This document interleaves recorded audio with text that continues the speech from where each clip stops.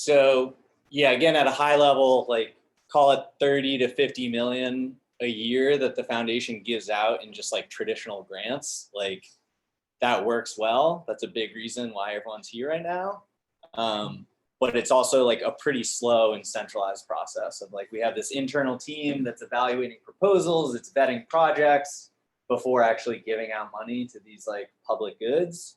So can we come up with a way, again, very similar to like Gitcoin grants, where we're just letting the community essentially vote on these projects and allocate resources that way. So this project we've been focusing on closely like the past few months now. We're hoping to launch a round on this sometime in September. But just like, yeah, I guess a quick look at the app. And I think the most interesting part of like, you have a pretty simple web app for the most part with the ability to view projects, have a shopping cart, pretty standard shopping experience. It might be helpful to kind of like talk about the smart contract system underneath. I think would be of most interest to this group. So quick overview, you have a couple factory contracts. You have like your main contract of interest, which is deploying an actual funding round. That's where the actual funds are getting sent. That's primarily what people are interacting with. And going back to your question of like, how do you prevent a whale from pretending to be 1,000 different people? Like, yeah, one of the major risks of a system like this is like, you know, is it Sybil resistance? It's completely free to spin up an Ethereum address. How do we combat that? And there's like, I guess, a few major risks with a system like this that we can kind of talk through. So the short answer to how we solve that is we have a couple registry contracts.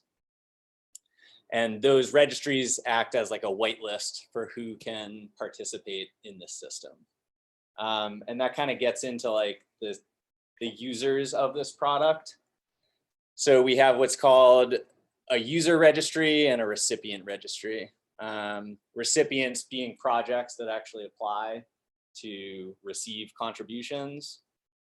Users are the actual contributors who are donating funds, voting on who should receive allocations. So for this particular funding round, we're going to be using like a project called Bright ID, which in short, God, it looks like shit at this screen size. In short, they create a social graph. You like download an app on your phone, you connect with peers. They have fancy algorithms that look at those social connections and provide a like trust score of sorts. We interact with them. So once you're registered with Bright ID, you as a user kind of connect. You go through essentially a sign up flow to right here, like, you know, prove you're only using one account, right? Like prove you're a human. You have to go through a couple steps. It ends with an on-chain transaction to actually get added to our user registry. In a similar fashion, to actually add your project, there's a flow to fill out some information, review it, actually submit a transaction to get added to that contract registry. So contributors, recipients, main people interacting with the system. One other notable user is what's called like the coordinator. And that's what I guess brings into like what may be of most interest to you folks is some of like the fancy ZK tech that a team within the Ethereum Foundation, you guys might know Barry White and Weijie, have built out a system called Macy, which stands for Minimal Anti-Collusion Infrastructure. This is a complex system that's way over my head. You guys could probably explain it better than me. But in short, the purpose of Macy is to shield a lot of these contribution transactions so that they can be tallied up at a later time. And what this helps avoid is bribery in the system. Like if all these contribution transactions were completely public on chain, And if my 1 DAI contribution is a 10 DAI reward for a project, you could imagine very simple bribery situations of, okay, I offer Albert $5 to donate $1 to me. I receive $10. We both win. We corrupt the system. Macy actually like obfuscates these contributions until after the round is over, at which a coordinator will publish proofs to the contract that actually tallies all the results and determines the allocation. So that gives us a nice way to avoid potential bribery or collusion across some of these projects and participants.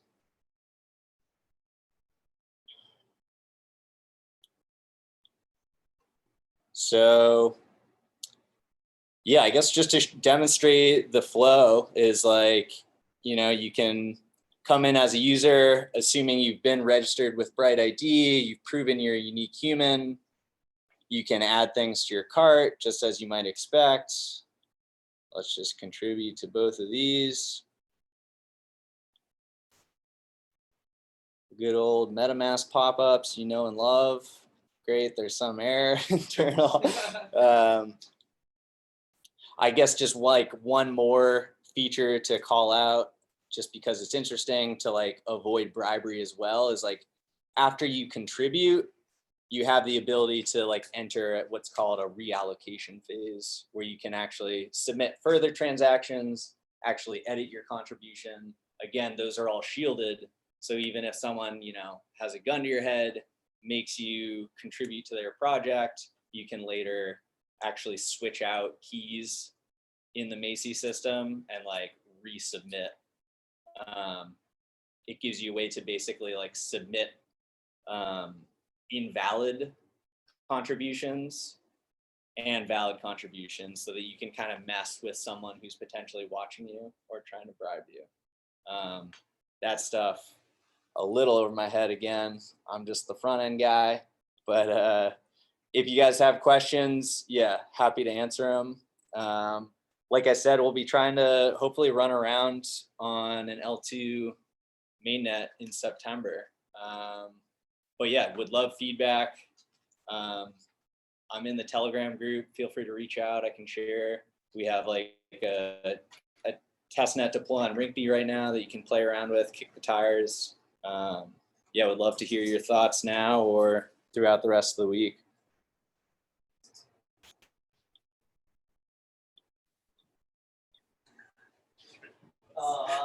What about the voting booth problem of like taking a photo of your successful confirmation? Thank you, Jacob, for giving us money. We appreciate your submission. Does anyone have thoughts on that, or trying to do that on the UI side? As in like using that to prove a donation? Yeah, because then you could, upload that or IPFS that or something as your proof. It's not as that is the point of Macy. It allows you to like nullify a valid vote.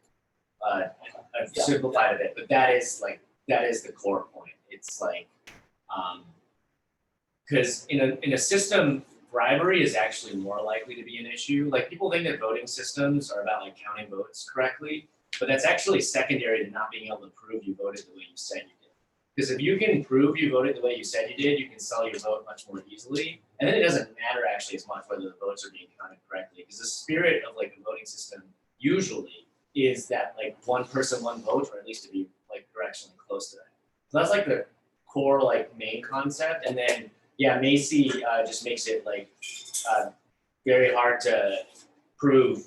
Well, you can't prove that you didn't nullify your vote, basically. And so that's like the key concept here. And then like for what Bryce was pointing out, it's not terrible if like, even in the worst case, quadratic voting just reduces to like linear voting. So it's not like it's like an awful system, even if you have like no symbol resistance.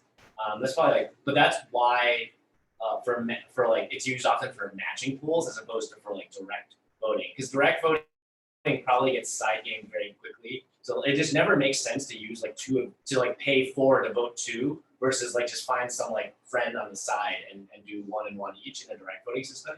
In a matching system, like people only go from 0 to n in terms of value. So that's why like quadratic voting started as a voting thing, but it's generally been used for matching for this like particular reason. You probably won't see it for like more traditional voting, I think, anytime soon, because I think it's just very hard to prevent the side games from occurring. So the goal is not to like reduce the side games, or it's not realistic for the side games to reduce to zero, but it is realistic to, you know, make it a lot harder to sell votes and do things of that sort. And then the intuition around quadratic voting that I think is very useful, people might have seen it, but the like oversimplified intuition is, instead of thinking as the core, like for voting, you're like, oh, well, each person wants this or not.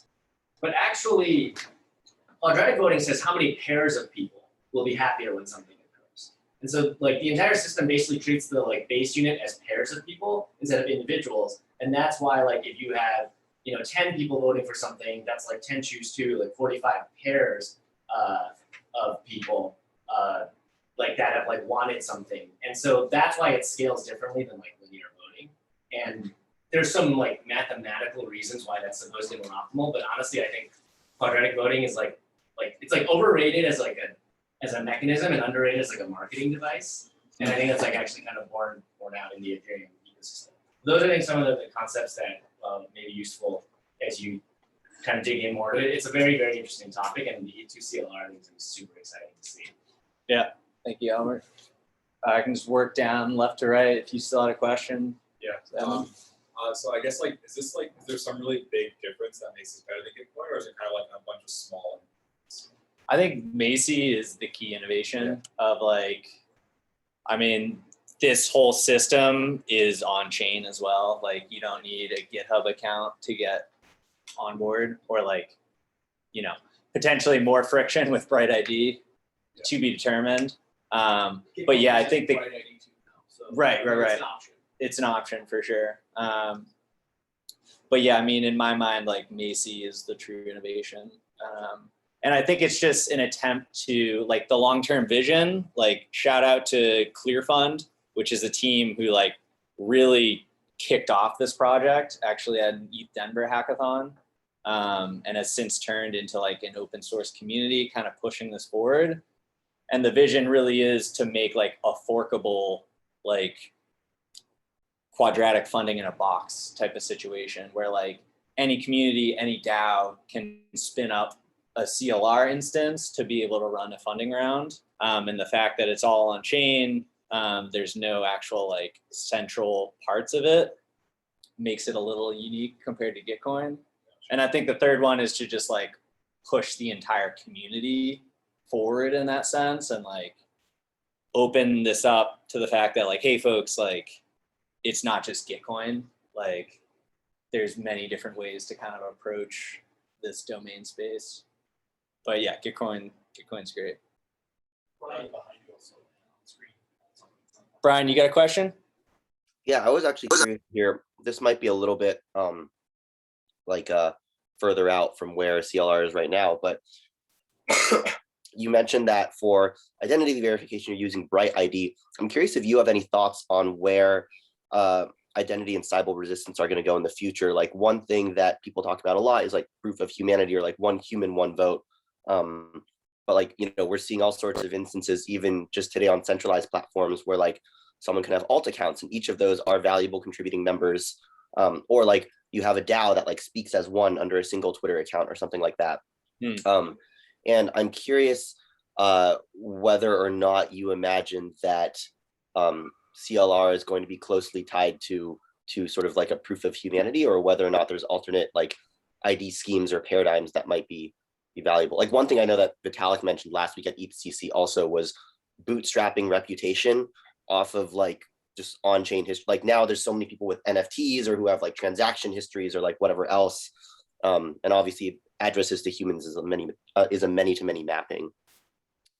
Yeah, it's a great question. I mean, I think like proof of humanity is definitely one that I know like many projects are exploring. And you mentioned, yeah, Vitalik's talk touched on that. Like, I think the beauty of making this easily forkable and like any project can swap in a given user registry is to be able to experiment with different approaches. Like, I think it totally makes sense. Yeah, like if you have multiple addresses that have, you know, some robust transaction history that community members or like that community values.